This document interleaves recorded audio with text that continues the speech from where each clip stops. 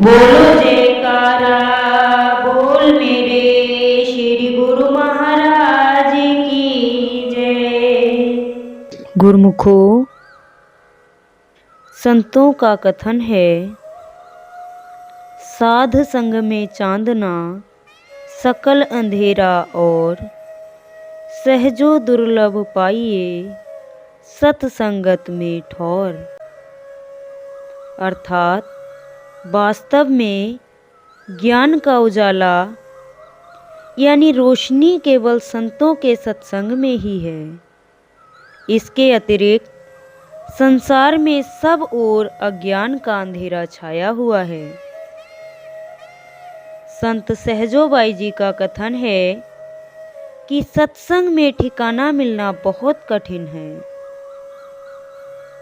सौभाग्य से ही मनुष्य को सत्पुरुषों की संगति का लाभ प्राप्त होता है।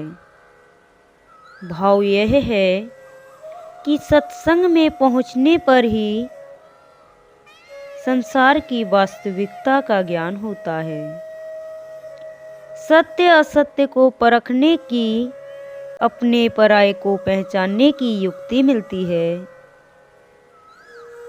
कहने को तो लोग शुभ चिंतक कहलाते हैं, परंतु किसी का शुभ होता देखकर जिन लोगों को चिंता होने लगती है, ऐसी वृत्ति के लोग कभी भी किसी के भी शुभ चिंतक नहीं हो सकते। अब विचार करने की बात है कि वास्तव में हमारा अपना कौन है, हितैषी कौन है, साथी कौन है, शुभ चिंतक कौन है। यह समझ तभी आती है जब सुख के समय हमारे अपने बनने वाले दुख कष्ट के समय में मुख मोड़ लेते हैं, और तब जो हमारा साथ निभाता है, हमें सहारा देता है, उत्साहित करता है, आगे बढ़ाता है, वास्तव में वही हमारा अपना है, हितैषी है, साथी है, और वही हमारा शुभ चिंतक है। और ऐसे शुभ चिंतक हैं सद्गुरु। इसीलिए संतों ने स्पष्ट शब्दों में लिखा है कि जग की आशा छोड़कर जो ध्याता सत्य नाम, शुभ चिंतक केवल सतगुरु पहुँचाते निज धाम। भाव यह है कि जब मनुष्य संसार और संसार के लोगों से निराश हो जाता है, या पूर्वले संस्कारों के फलस्वरूप जिस मनुष्य के अंतर में संसार और संसार के रसों के त्याग की शुद्ध भावना जागृत हो जाती है, तब यदि वह संसार की ओर से मुख मोड़कर संत सद्गुरुदेव जी महाराज, जो जीव के वास्तव में शुभ चिंतक हैं, की शरण ग्रहण कर ले, उनके मार्गदर्शन में पावन नाम का सुमिरन करे, तो वे उसे आत्म स्थित कर देते हैं। उसे उसके वास्तविक स्वरूप की पहचान करा देते हैं, और तब वह उनके निज धाम में पहुंचने का अधिकारी बन जाता है। ऐसी महामहिमा है संत सद्गुरुदेव जी महाराज की। हमारे परम आराध्य देव, हृदय सम्राट, प्रातः स्मरणीय श्री श्री 108 श्री परमहंस सद्गुरुदेव दाता दयाल जी, श्री पंचम पातशाही जी महाराज के पावन चरण कमलों में एक बार एक भक्त जी ने विनती की, स्वामी जी, मुझे सिर्फ आपका ही सहारा है। इस संसार में मेरा कोई नहीं है। तो श्री गुरु महाराज जी ने फरमाया, श्री परमहंस दयाल जी महाराज ने हमारी सेवा ही यह लगाई है कि जिसका संसार में कोई नहीं है उसके हम हैं। तात्पर्य यह है कि सद्गुरु के अतिरिक्त किसी और को याद करना, किसी और का सहारा लेना, किसी और को अपना साथी या शुभ चिंतक समझना स्वयं को अंधेरे में रखने के बराबर है। परंतु जो गुरुमुख जन अन्य सभी आश्रय त्याग कर अपने मन को, अपनी वृत्ति को, अपनी सूरत को सद्गुरु के चरणों से जोड़ देता है, जो केवल सद्गुरु के ही आश्रित रहता है, तो उसका शुभ करने की चिंता सद्गुरु स्वयं करते हैं। सतपुरुष श्री गुरु नानक देव जी महाराज के पावन वचन हैं, सतगुरु बाझु न बेली कोई, ऐथे ओथे राखा प्रभु सोई।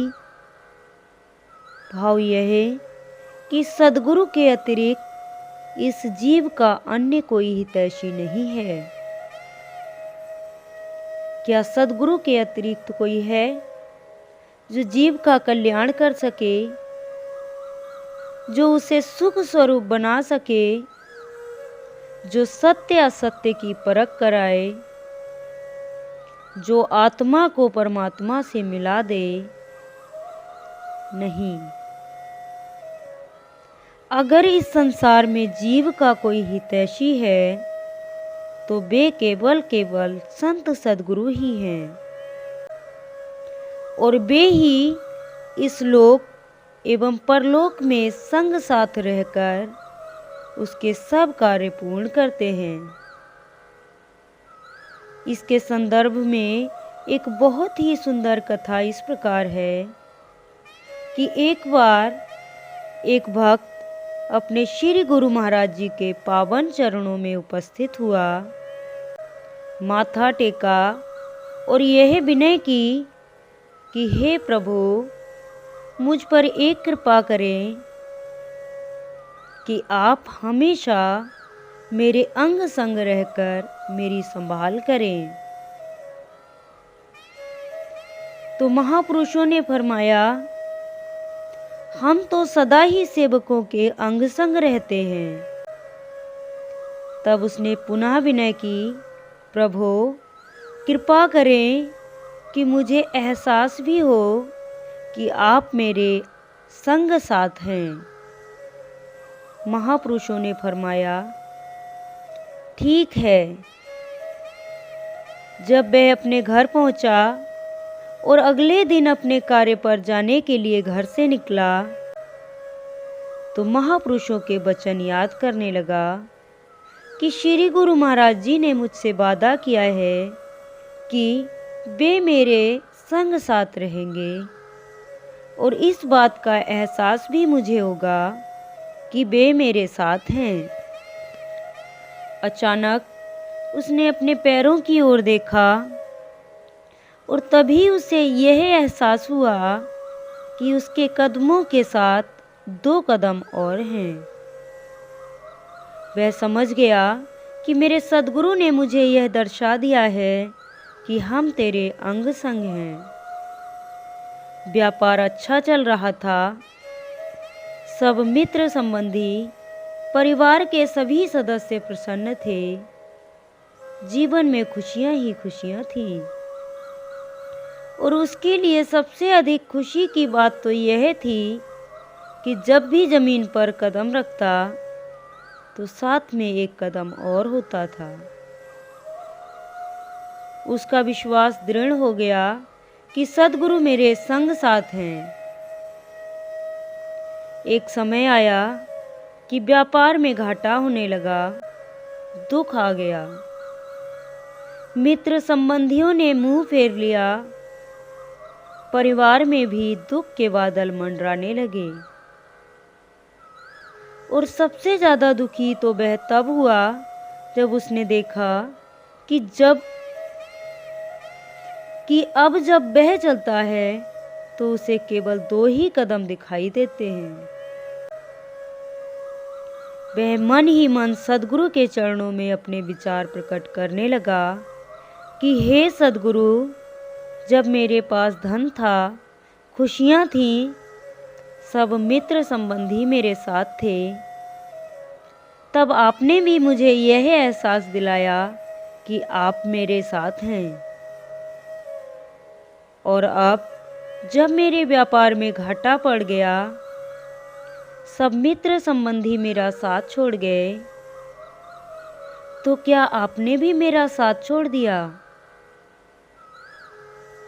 अब मेरे कदमों के साथ मुझे आपके कदम दिखाई नहीं देते। उसके मन में विचार उठने लगे कि बहुत बढ़ते हैं रिश्ते जब पैसे पास होते हैं, टूट जाते हैं गरीबी में जो रिश्ते खास होते हैं। कुछ समय बीता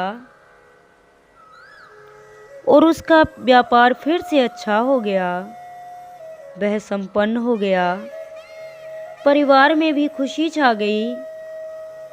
नए मित्र बंधु बन गए। जीवन में खुशियों ने डेरे लगा लिए। और अब जब वह चलता तो फिर वही एहसास वापस आ गया कि उसके 2 कदमों के साथ 2 कदम और हैं। इस एहसास के वापस आने पर वह अपने सद्गुरु के चरणों में उपस्थित हुआ और यह विनय की, हे प्रभु, यह कैसी लीला है। जब मेरे पास धन नहीं था, उस समय लोगों ने तो मेरा साथ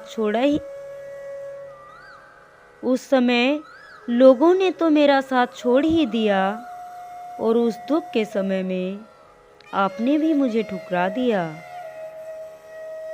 मेरे कदमों के साथ मुझे आपके कदम नहीं दिखाई देते थे। आपने तो फरमाया था कि हम तो सदा ही सेवकों के अंग संग रहते हैं। मुझे इस बात पर बहुत आश्चर्य है कि दुख के समय आपने भी मेरा साथ नहीं दिया। और अब जब मेरा व्यापार अच्छा हो गया है, जब मेरे पास धन वापस आ गया है, तो मेरे 2 कदमों के साथ आपके भी 2 कदम फिर से दिखने लगे हैं। तो महापुरुषों ने फरमाया, सुख में तो हम तेरे साथ ही थे और तुझे हमारे होने का एहसास भी हुआ, क्योंकि दुख की अवस्था में भी तेरे हृदय में हमारी याद बसी हुई थी। और निर्धन होने पर जब तेरे मित्र संबंधी तेरा साथ छोड़ गए, उस समय हमने तुझे गोद में उठा लिया और चलते समय तुझे जो 2 कदम दिखाई देते थे, वे तेरे नहीं बल्कि हमारे थे। ये वचन श्रवण कर वह सद्गुरु के चरणों में लिपट गया और यह विनय करने लगा, हे दीन बंधु, इस संसार में सिर्फ आप ही मेरे सच्चे संगी साथी हैं।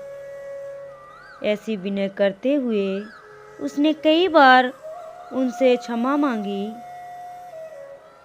ऐसी विनय करते हुए उसने कई बार क्षमा मांगी। उसके ऐसे दीन भाव पर महापुरुषों ने अपनी प्रसन्नता प्रकट करते हुए उसके सिर पर अपना वरद हस्त रख दिया। इसीलिए महापुरुषों को जीव का सच्चा संगी साथी बताते हुए फकीरों ने फरमाया है, दुनिया से रखना तू उम्मीदे वफा, बेवफा है बेवफा है बेवफा। दुनिया में गर सच्चा साथी है कोई, सतगुरु की जात में वो है खुदा। अर्थात सद्गुरु ही निराकार परमात्मा के साकार स्वरूप हैं और वे ही लोक परलोक में जीव के सच्चे संगी साथी हैं, हितैषी हैं, शुभ चिंतक हैं। आप सब विचारवान हैं। आपने देखा सुना होगा कि जब कोई रोगी आईसीयू में भर्ती होता है तो अस्पताल की तरफ से उसे पहनने के लिए कपड़े दिए जाते हैं। उस समय में जब उसके पास अपने कपड़े तक भी नहीं होते, तब उसके साथ कौन होता है? यदि वह गुरुमुख है तो उसके पास केवल सद्गुरु ही होते हैं। स्थूल स्वरूप में सद्गुरु मार्गदर्शन करते हैं और सूक्ष्म स्वरूप में अपने पावन नाम के माध्यम से गुरुमुखों के अंतर हृदय में विराजमान होकर उन्हें आधि भौतिक, आधि दैविक और आध्यात्मिक रोगों से मुक्ति दिलाते हैं। अतः गुरुमुख जन जहाँ कहीं भी रहें, हमेशा सत्संग से जुड़े रहें, सद्गुरु को अपना सच्चा साथी, हितैषी तथा शुभ चिंतक जानकर हमेशा उनके आश्रित रहें और उनके पावन वचनों के अनुसार अपने जीवन को बनाएं, जिससे गुरुमुखों को महापुरुषों की कृपा, प्रसन्नता एवं शुभ आशीर्वाद की प्राप्ति हो और लोक परलोक सार्थक हो जाए।